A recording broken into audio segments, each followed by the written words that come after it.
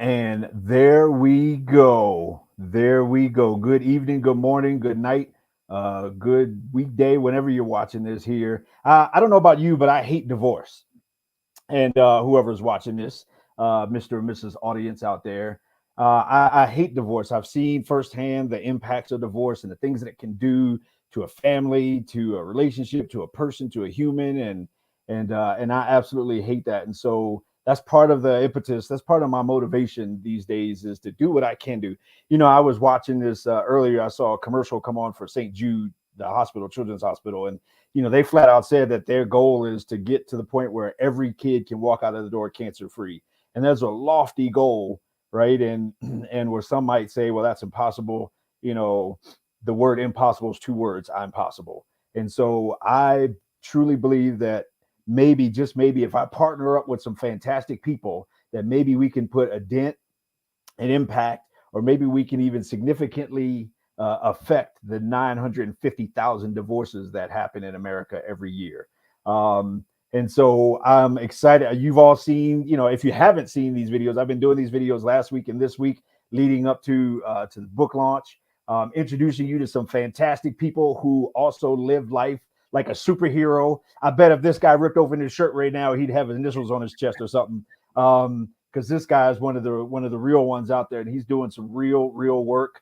I've known him for I don't even know how many years now, and come to grow to respect him and to appreciate who he is as a person, as a man, as a husband, as a father, all these different things.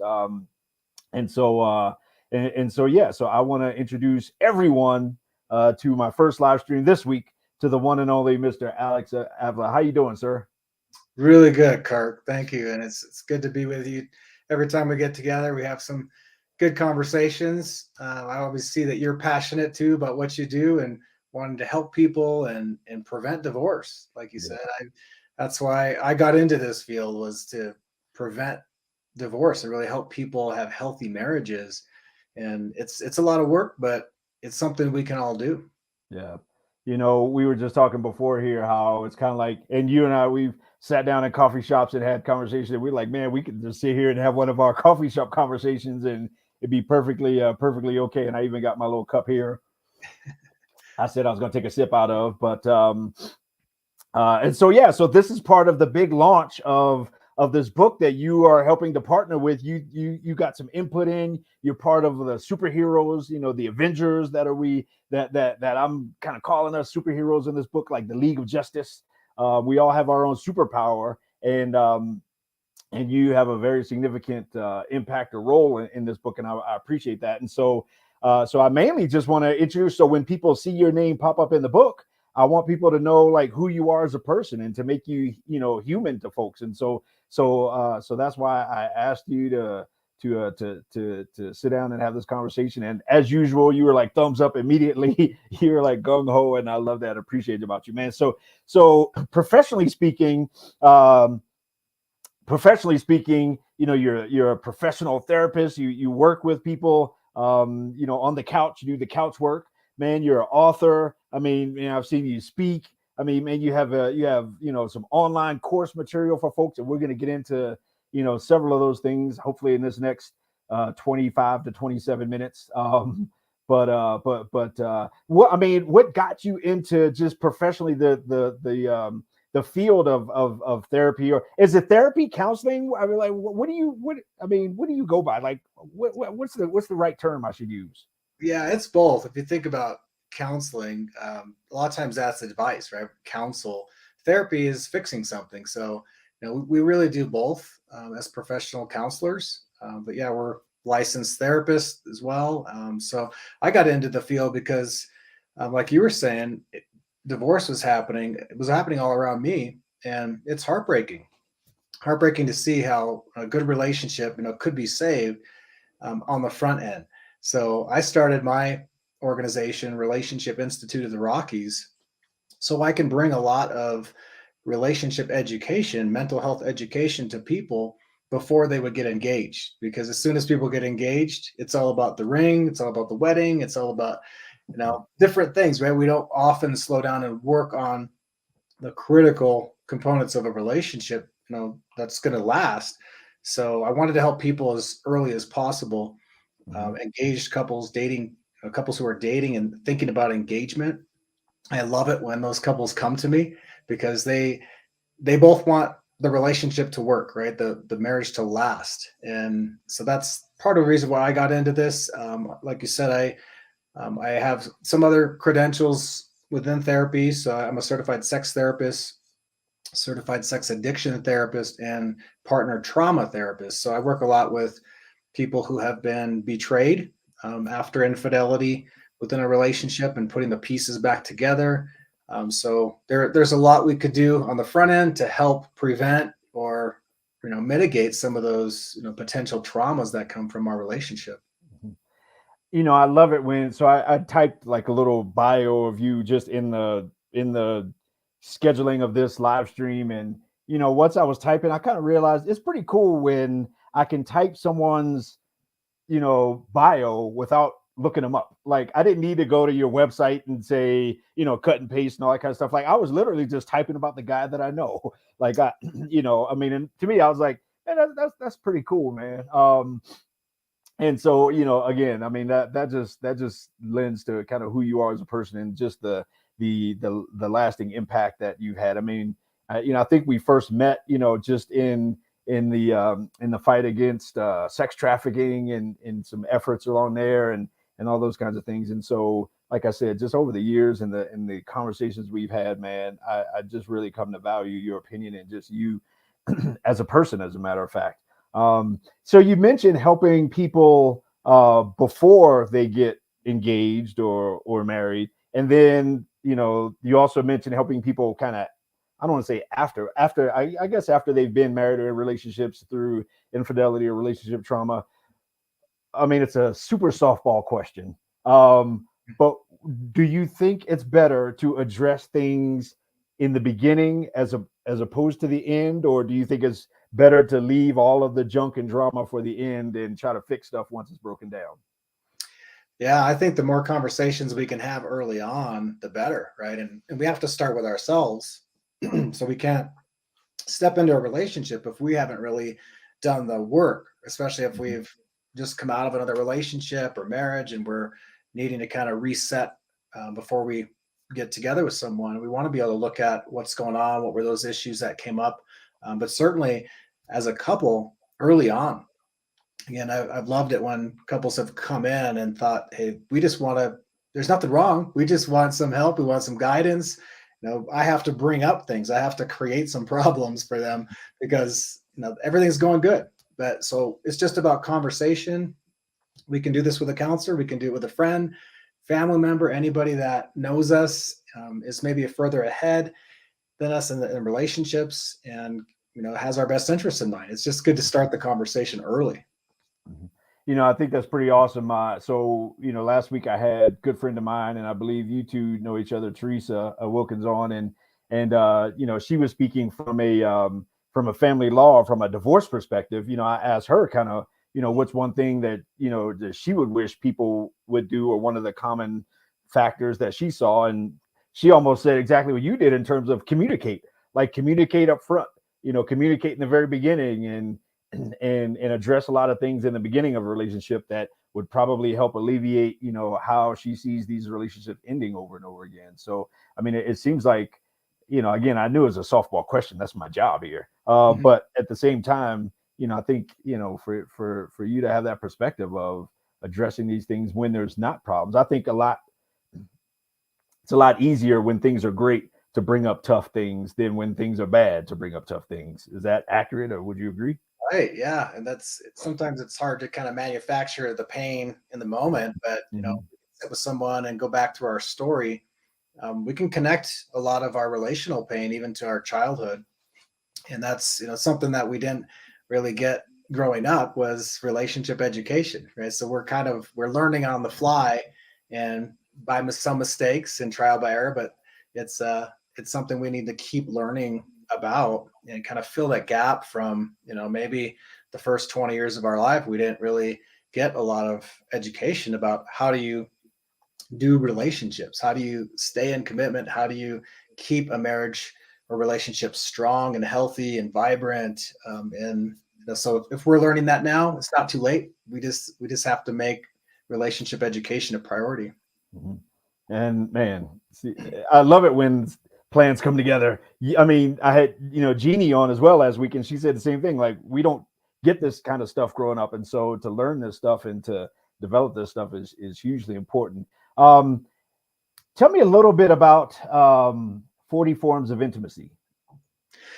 Yeah, so I wrote that book when I would have people come to me and say we haven't had intimacy in a while, and it bothered me. I thought, no, there's something you did to connect, and of course, we hear intimacy and we think sex. So yeah, over a period of 2 years, paid attention to all the different ways that I felt connected to my wife, or could be connected, and how other people I saw connecting in their relationships outside of sex. So sex is one of them. There are 39 others, and it's just really all the basic components of how you can craft, shape a healthy relationship, Mhm, respect and honesty, and even having a meal together, right? mhm. Preparing food, eating food, that kind of thing can help couples connect because they're spending time together and they're slowing down to really pay attention to their sense of connection with each other. So is intimacy connection? It is, right? It's connection. It is sex. Some people would actually say that they don't really feel intimate and close when they're having sex, but intimacy, I believe, if you think of emotional intimacy, that's you're feeling connected, you're feeling close, you feel safe, you feel my partner has my back. I can tell my partner anything. I'm not fearing judgment. I'm not worried about being ridiculed. I feel like there's a connection, and it's beyond the connection of interests. Maybe we have some similar interests and we like activities together, but it's more depth, right? The emotional depth that comes from emotional safety. Mhm. So I have this theory, right? And I want to run it by you because you're a professional, right? You got a whole lot of initials by your name. I don't. And so I'm going to run this theory by you, and feel free to say, Kirk, you cuckoo for Cocoa Puffs. That's completely wrong. Shut up. Don't ever think that again. And reach through the screen and slap me if you want. Um, but I have this theory on intimacy, and my theory is that um, you know that it's two sides of the same coin for men and women. Obviously, I'm speaking in generalities, but whereas a man feels most intimate right after sex, and a woman feels most sexual right after she feels intimacy. Is that? I mean, tell me I'm crazy or not. I'm not going to throw you out, man. That's right on. Actually, a lot of men feel they want the concrete, the tangible way of connecting, and sex is one way to do that, right? Mhm, And it's performance based. Sometimes a lot of men, they can measure that. They can feel connected and close. There's no arguing when you're close to somebody, when you're touching them. But the thing is, men have a 500% increase in oxytocin release, the mhm, hormone, that's the cuddle hormone, at orgasm, 500%. mhm, So both men and women do, but it's 500% for men. And so it's not that they're always going to sit around and cuddle, but like they're feeling that closeness. It's there. What they do with it, is different. It's kind of their responsibility, to follow up. But there is that hormonal release that in their brains that are saying this is connection, this is sex, this is closeness, mhm, this is something that the emotions are engaged even if we're not really aware of which emotions are engaged. mhm.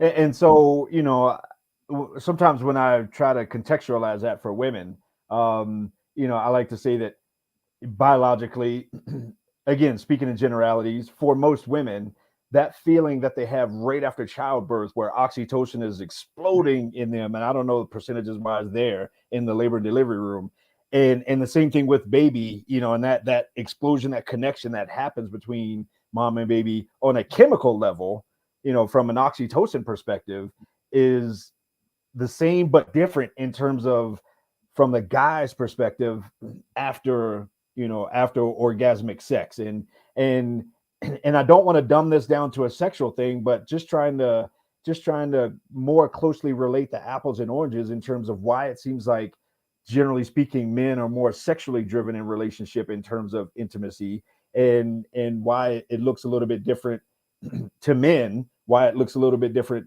to women, and vice versa. Like, but at the same time, the two, still kind of exist in the same places, sexuality and intimacy. They just look a little bit different. I think that might be one of the things that people may not get in terms of understanding of each other. Right. And a lot of men, we're kind of born and we're shaped. Our culture has us pursuing. Mhm. It's about the conquest. And so we can get caught up there. We could do actually a lot of relational damage and cause pain if we do make it all about sex. Mhm. So, one other important thing about oxytocin is that it's also released at tender, affectionate, welcomed touch. Mhm. So people don't have to have sex. Men don't have to have sex in order to have that rush of that chemical. It's even through that tender touch. Mhm. So that's how powerful touch is, right? Just someone's hand on your back or your arm, or just affectionate hug longer than the 2 or 3 second hug, like a 20, 30 second hug. That same hormone is being released and there's a connection. So it's a bonding hormone, right? That's from Mhm. mother to baby and from partner to partner.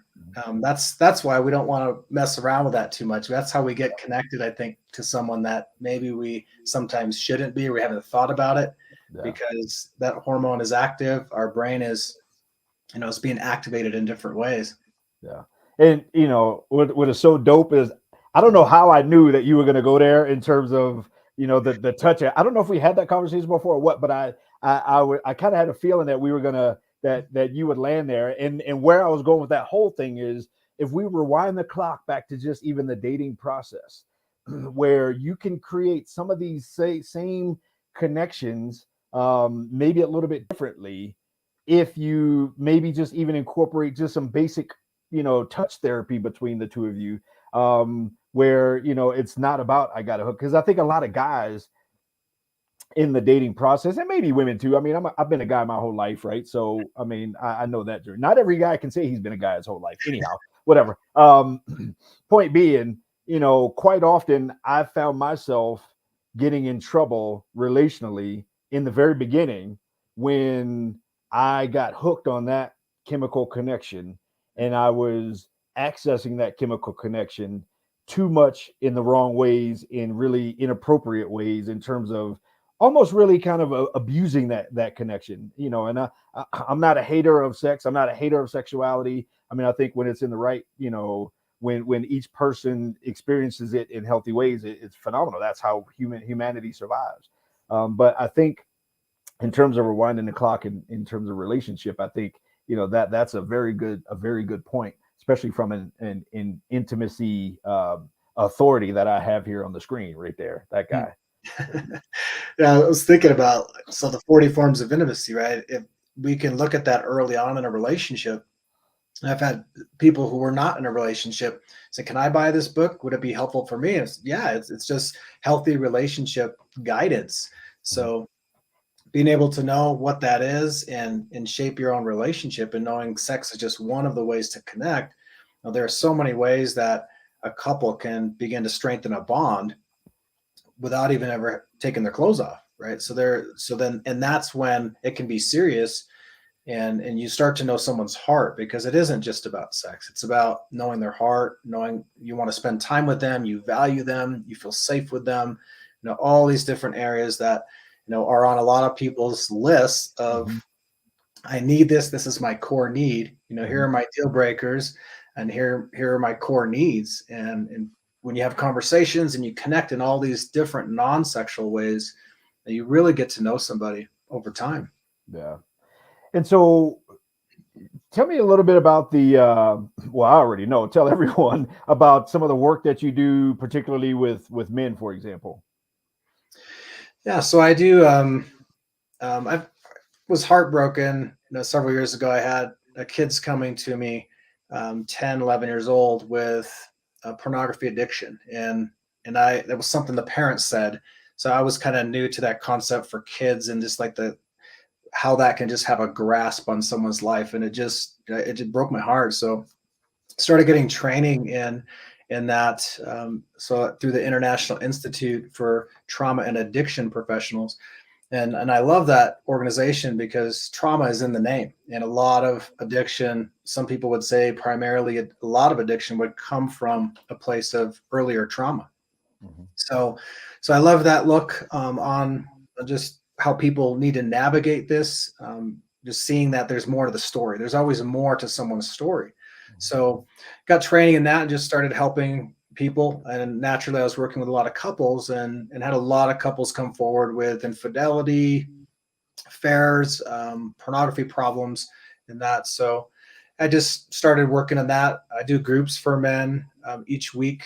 I do a few groups and then just help couples try to repair, put the pieces back together if they're wanting to continue the relationship, and just try to navigate all the nuances of the betrayal trauma. You know, it's was coined that term just several years ago that betrayal is actually a trauma, and it looks like PTSD. It feels like it, and it's something that needs to definitely have a lot of specialized attention so we don't, you know, invalidate somebody's response after they've been betrayed in a relationship. Yeah, just even my work in just the pornography addiction space. I came across a statistic that 7 out of 10 women whose husbands have a porn addiction experience those 7 out of 10 of those women or those wives, girlfriends, whatever, can be clinically diagnosed with PTSD because they see it as repeated infidelity. The guy says, "Well, I'm doing this so I don't cheat on you," and she sees it as, "Well, you're cheating on me." And so, man, that's some pretty kind of profound work. Did that lead into um did that, I know you do some online stuff or either online groups or training. Did that lead into all that kind of stuff or what is that about that you do? Yeah, so I teach. I'm on faculty at that institute that I mentioned, and we teach therapists and pastors actually trying to help them understand how to navigate, you know, both sides of this: the sex addiction side, if it's an addiction or compulsion, and then also the betrayed partner. So I do that. I also created an online course last year, launched it around Thanksgiving, just kind of to help. It gives people something, during the pandemic and all that, just some kind of relationship education from home. So an individual or couple can take this course. There are 15 lessons in this course, and they can do it over 15 weeks if they want. But it covers a lot of, the things we brought into our relationship from our childhood, from our patterns as an adult, how to connect, how to really manage conflict, navigate some of the gaps in personality differences and all of that. And then the third part is moving into connection and some of the intimacy, affection, the different things. Again, non-sexual and sexual, but really kind of helping people strengthen their relationship. I know that was one thing you latched on when you read kind of an early draft of the book was how I went right into working on yourself and some of the past, even childhood stuff that that was like the one thing you pointed out kind of right up front is just the Yeah. whole idea of working on all that kind of stuff. I mean, maybe that's just the ground zero for where people begin their dating journey. Yeah, and that was great that I got to peek at that early draft and just see that thread of like you're honoring people and their stories, but you're telling them like, hey, get some help, like know yourself before you step into a relationship. Yeah. So I'm really glad that you put all of that in your book because that's important information for us to have. And that could be life changing for a lot of people. Yeah, yeah, that's good stuff, man. I definitely. So I wanna line up on the runway here and bring this thing in for landing. I firmly believe. I firmly believe with everything that I am that no one should either begin dating or definitely get married before reading this book. I mean, I think, that the perspectives and the wisdom, from people like you and everyone else that are involved, from different backgrounds and different experiences and all that kind of stuff. If I had this book even a few years ago, man, I'd have saved so much heartache. If I had this book 15, 20 years ago, I'd have a whole lot more money in my bank account. I'd have a whole lot more or less heartache. I would have caused a whole lot less destruction in my life. So I firmly, with everything that I believe in, and I believe, folks will see exactly what I'm talking about when this thing comes out. And so, again, the whole point of this conversation is to introduce you to this guy he's he kind of dropped some wisdom into the book, and the book is called Seven Secrets of Modern Dating: The He Said, She Said Guide to Getting from Single to Spouse.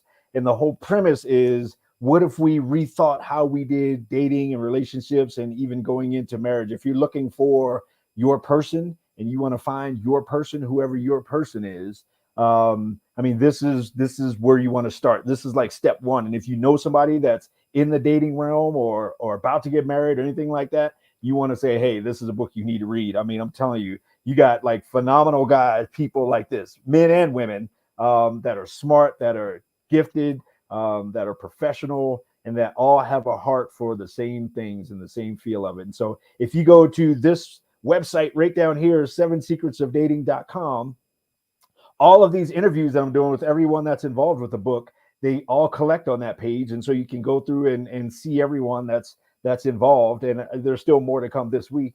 But you can also drop in your email address. And the book is not live yet as of this recording, on in terms of for sale. I'm expecting it to be sometime in the next week or two, but I don't want to put out a date until I'm 100% positive, because I don't want to have to come back saying oops.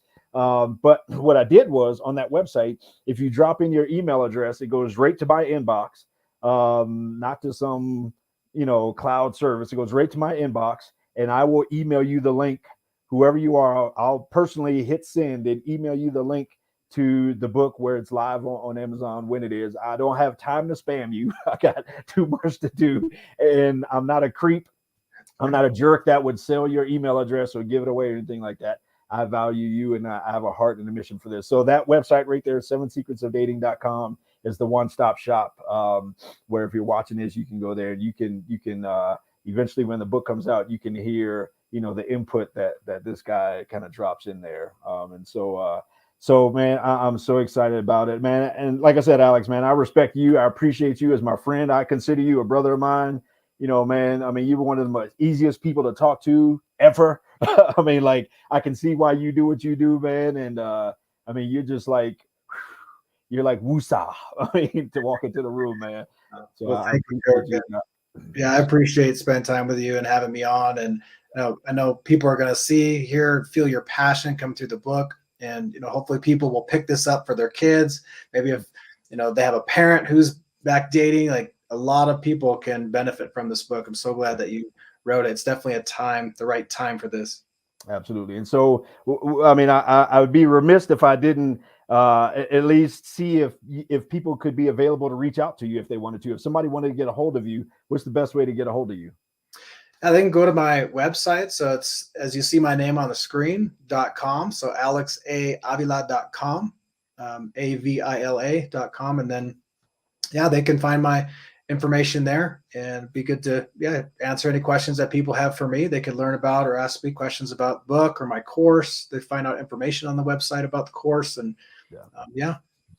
Like I said, I appreciate it, man. And my whole point is to personify everybody that's in the book and show that these are some really dope human beings, and you are absolutely one of them, man. I respect you, man. I respect you and appreciate you and value you enough to ask you, man, if you would come on this bandwagon, and let's change the world together, man. And I believe that we can do it. So I appreciate you, man, and thank you again for your time, man. well, thank you. It's an honor to be with you, and just even just a little tiny portion of contributing to your book. Yeah, I'm honored. Thank you. Right on. So if you're watching this, hit the website, hit like, share, subscribe, all that kind of good stuff, because we're going to change the way we do dating and the way we do relationships and the way we do marriage. I love all of you, and we'll see you all pretty soon. Bye.